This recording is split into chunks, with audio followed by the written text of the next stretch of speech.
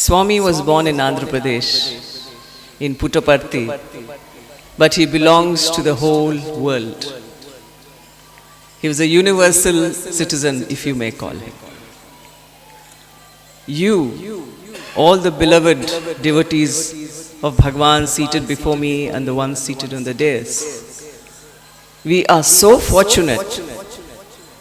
We must realize how fortunate we are to be the followers, the devotees of Bhagwan himself.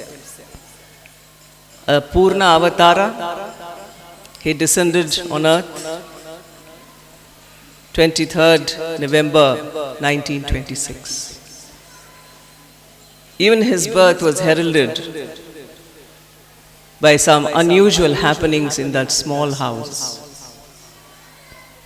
And he used to have a lot of fun creating things, materializing things for his little friends when he was a child, just like you. He had a playful childhood,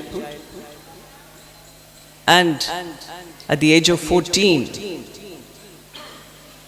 is not a very big age, just a teenager. At the age of 14 he said, "This is it. I am not going to school. My devotees are calling me and I am there to serve them. I have come to serve my devotees." And that is the avatarhood that he proclaimed. And when he proclaimed his avatarhood, it has been celebrated, being celebrated all across the world, because he has following all over the world. I don't think there's any other spiritual head who has talked about the universality of religions. Any spiritual head will say that their religion is the best.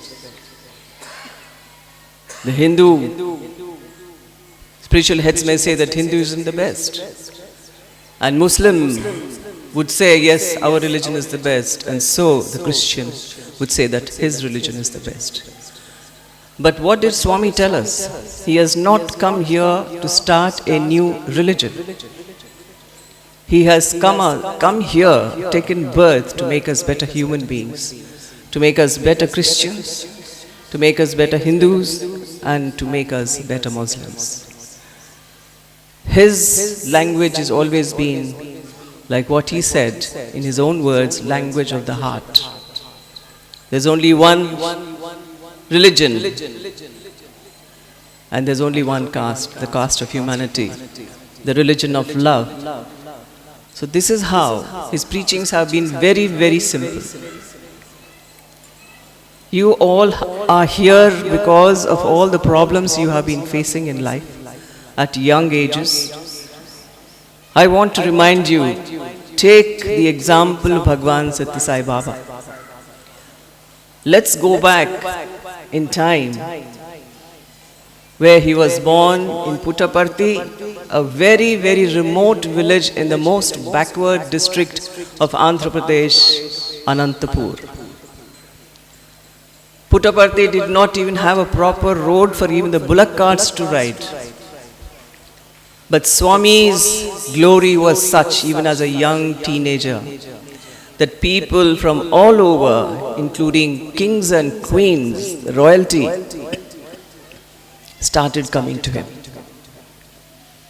He would call all of them to see, right from the poor people to the topmost in the country would come to him. How many presidents have not come? How many prime ministers, not only of our country, but from all over the world? How could one young little person or being would achieve so much in a lifetime? That little backward Puttaparthi village today is the landmark of India. He made it a landmark for India just through his love, through his compassion that he had for each and every human being in every form of life.